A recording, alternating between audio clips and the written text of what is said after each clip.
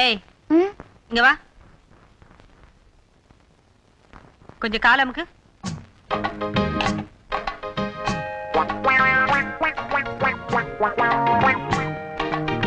அப்பா மெதுவாடி. சாரி அத்தை.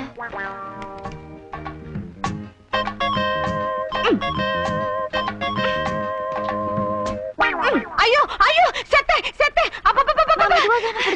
எங்கடி மெதுவா பிடிச்ச?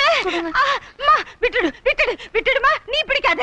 உங்க உடம்புதான் ரொம்ப பெருசு, ஆனா பலமே இல்ல. ஊரை சத புதுக்குன்னு அமுங்குது.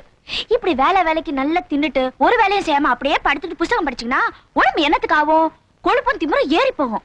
அத்தை, உங்க உடம்புல கொழுப்பு ரொம்ப ஜாஸ்தி. ஏய் ஆமா அத்தை, இப்படி கொழுப்பும் திமிரும் ஏறி போச்சுன்னா திடீர்னு நெஞ்சு வலி வந்து செத்து போயிடுவாங்களா?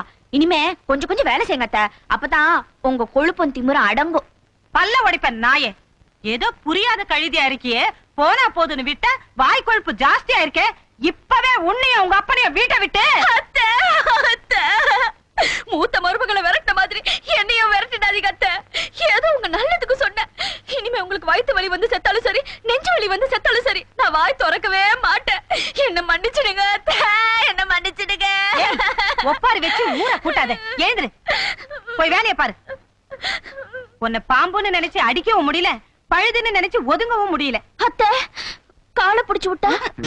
வேண்டாமா வேண்டாம், நீ போய் வா.